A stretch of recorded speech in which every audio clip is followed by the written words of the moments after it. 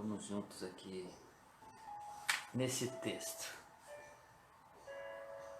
Pedir graça a Deus para conseguir compartilhar com vocês aquilo que Deus colocou no meu coração esta manhã para o nosso devocional. É muito bom compartilhar com vocês esse momento, né, de estarmos esta manhã, começarmos o dia buscando aqui a palavra do Senhor. Então diz assim, 1 Coríntios, capítulo 7, a partir do verso 26, Paulo está dando instruções aqui a respeito do casamento.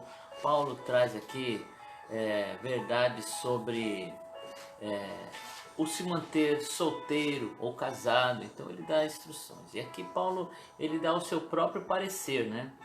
Tem momentos que ele fala assim, ó, assim penso eu, não o Senhor, né? Essa é a minha forma de pensar, estou compartilhando com vocês aqui coisas da minha experiência. E Paulo é um homem que ele viveu solteiro. Nós não sabemos se Paulo ele foi casado, né, e teve alguma dificuldade, se ele era divorciado, se ele era viúvo, né, ou se ele realmente não se casou. Não temos uma base para fazer uma afirmação. Pela profundidade de coisas que ele falava a respeito do casamento, alguns acreditam que Paulo pode ter sido casado, né? Mas pode ser alguém que escolheu viver solteiro, né? E aqui ele vai falar sobre isso, né? Sobre o casar ou não casar, e aí ele dá o seu parecer pessoal. Nós sabemos que Paulo viveu solteiro desde do seu chamado, né? Nunca nós vemos uma companheira ao seu lado. Mas isso também na vida dos apóstolos, né? A não ser quando a Bíblia diz que Jesus curou, né, a sogra de Pedro, que a gente entende que Pedro era casado, né? Mas a princípio a impressão que dá é que eram todos jovens, solteiros, né? Então Paulo ele dá algumas instruções e nesse texto aqui eu quero junto com você pensar um pouquinho sobre isso e tirarmos aqui uma aplicação. Então vamos ao texto. 1 Coríntios 7, 26 diz assim: por causa dos problemas atuais, penso que é melhor o homem permanecer como está. Você está casado? Não procure separar-se. Está solteiro? Não procure esposa. Mas se vier a casar-se, não comete pecado. E se uma virgem se casar, também não comete pecado. Mas aqueles que se casarem enfrentarão muitas dificuldades na vida. E eu gostaria de poupá-los disso. No decorrer do texto, né, Paulo deixa bem claro que ele vai falar assim como eu, né? Então ele se inclui nos solteiros e naqueles que tomaram uma decisão de não se casar. Mas o que me chamou a atenção aqui é que ele diz que aqueles que se casarem passarão, né, enfrentarão aí muitas dificuldades na vida. E ele fala aqui de um tempo, né, o tempo atual que eles estavam passando. Não sei exatamente, né, qual era a dificuldade atual, mas parecia ser mais difícil, né, fazer ou obedecer ou responder o chamado do Senhor estando casado, estando preso, né, de certa forma, a alguém na sua movimentação, né, ou mesmo no cuidado, né, com uma pessoa específica. Então Paulo ele traz esse conselho, né, olha, fiquem assim. Mas lá em Eclesiastes 4, né, a partir do verso 9, nós vamos ver ali a sabedoria, né, dizendo que se é melhor serem dois do que um, né? Isso serve tanto para o companheirismo, né, ou para o casamento, mais aplicado ao casamento, porque se alguém se levantar contra eles, os dois juntos, né, resiste, vai falar do trabalho, né, de dois juntos que produz mais. Então Eclesiastes, né, inclusive é o texto, né, que nós usamos para o nosso casamento. Eu e a Juliana, nós amamos esse texto que mostra que a união de duas pessoas, né, pode produzir mais. Porém, queridos, Paulo está falando de uma verdade aqui incontestáveis, né? Incontestável. Você que é casado, né? Que tem uma experiência assim, você sabe que durante, né, o casamento existem pontos difíceis. Por isso que é tão difícil permanecer casados, né? Principalmente porque os valores, o que levou a pessoa a se casar, muitas vezes é errado. O Cláudio Duarte, né, ele traz essa reflexão, né? Ele fala assim, o que uniu vocês? Ou seja, o que uniu um casal tem que ser mais forte, mais poderoso do que a força que busca separá-los, né? Então, os propósitos desta união. Por quê? É notório que é difícil, né, conviver. E o que é difícil exatamente? Entrar em acordo, né? Desejar as mesmas coisas. É difícil porque muitas vezes a gente se empenha em querer mudar o outro, transformar o outro. Então são essas as dificuldades do casamento, né? De entrar em acordo, da cumplicidade, outras coisas. Mas espera aí, pastor, isso aqui não é o nosso conectado, né? Não é uma live para casais. Por que o senhor está falando em casamento, né? Em solteiro? Porque aqui dá uma aplicação para nossas vidas, querido. Paulo, ele usa o termo aqui, né? Mas aqueles que se casarem enfrentarão muitas dificuldades na vida. Algumas traduções dizem de algumas dificuldades na carne. Outras traduções ainda pegam essa palavra dificuldade e transforma em angústia, né? Em sofrimentos. Então, essa dificuldade é a dificuldade principalmente de transformação, de ceder, né? De se adaptar, de viver para o outro.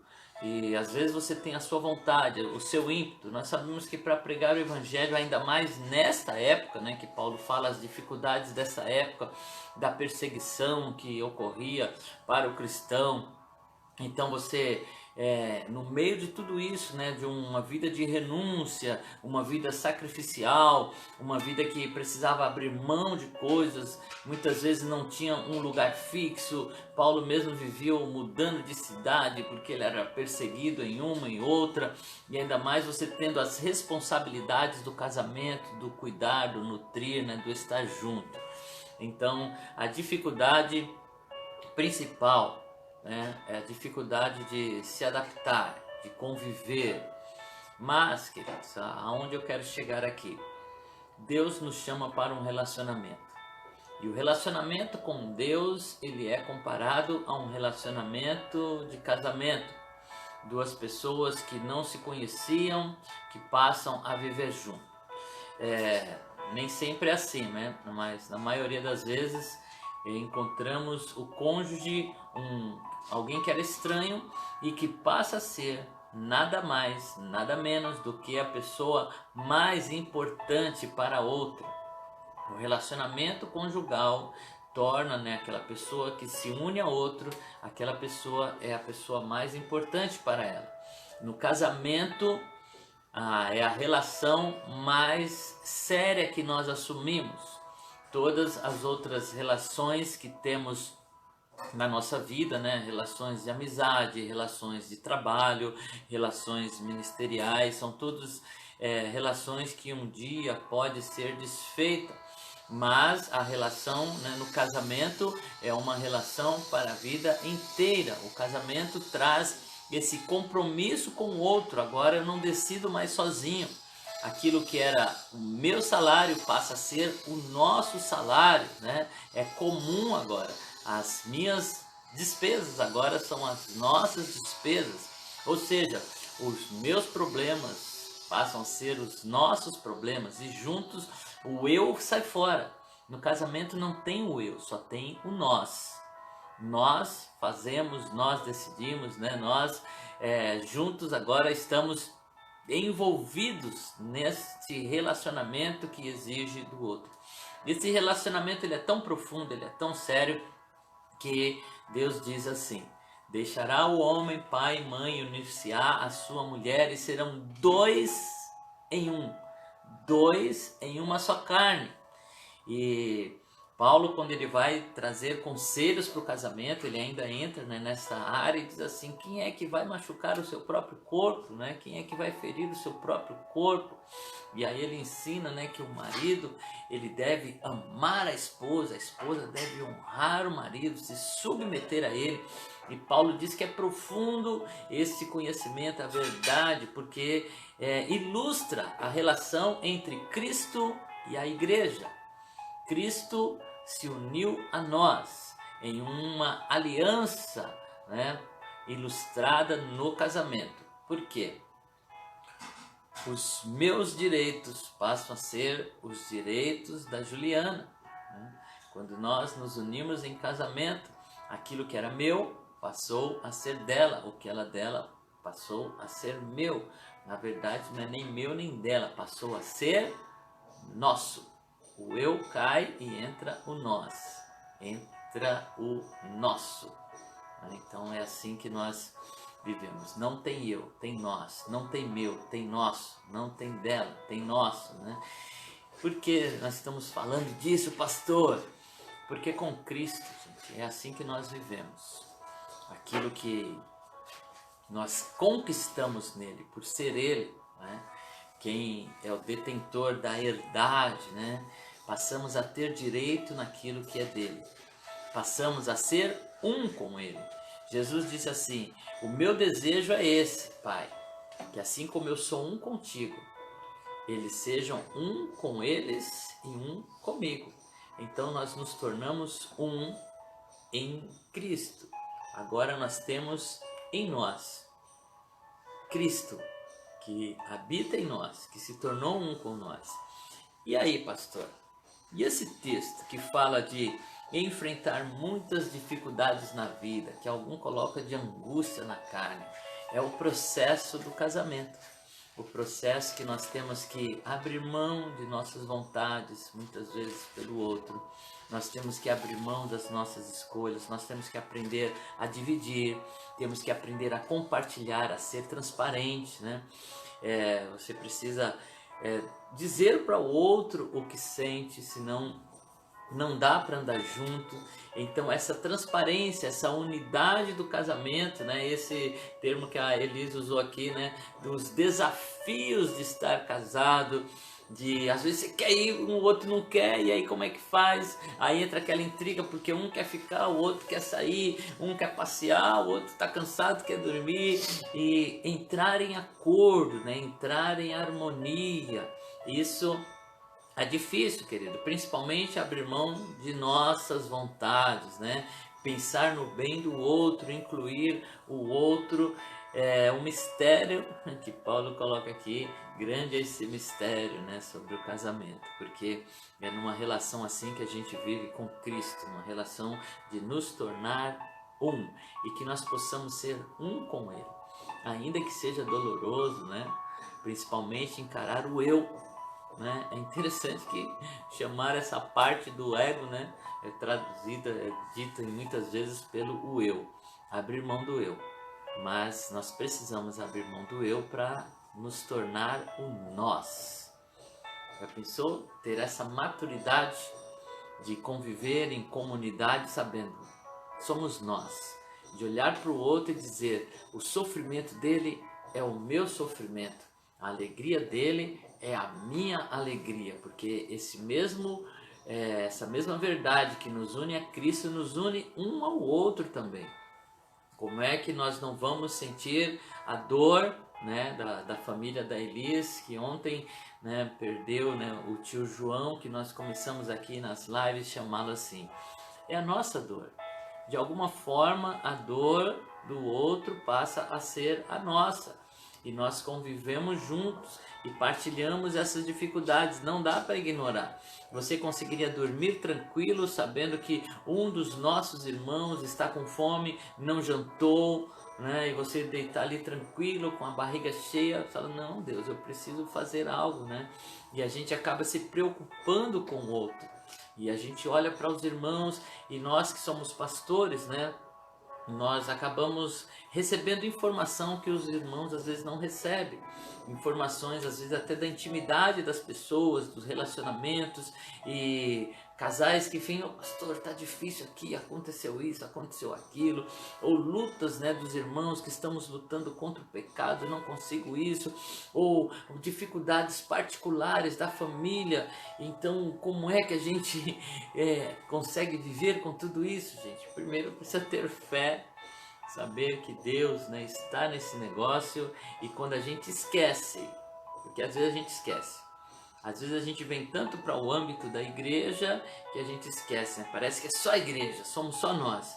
Esquecemos que nesta unidade existe Deus, existe Cristo, que também está junto conosco, que também partilha das dores. Se eu, como pastor, né, tenho assim um acesso a algumas informações que às vezes os irmãos não têm, Deus tem acesso não a algumas, a todas.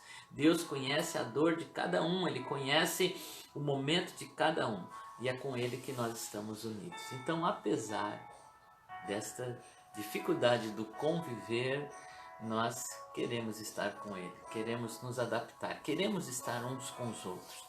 Não abrimos mão disso. É difícil caminhar com o pastor Elias, vamos aprender a suportá-lo. E ele vai aprender a nos suportar. E juntos nós vamos, às vezes, ter angústias, né? Às vezes vai ser difícil, mas também teremos momentos de alegria, de prazer, desfrutando dessa unidade. Vamos orar, queridos? Pai, é maravilhoso tudo que o Senhor criou.